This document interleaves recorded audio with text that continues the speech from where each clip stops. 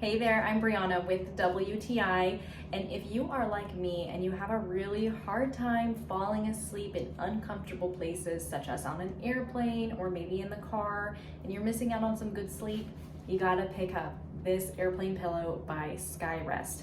I used it recently on an international trip, an almost 11-hour flight, and I was so worried I would not be able to sleep.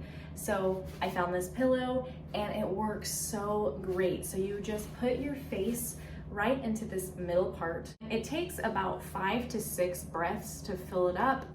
And it also has a nice feature. When you blow it up, you're pushing air in, but then when you stop to take a breath, no air comes out. So you don't have to worry about that.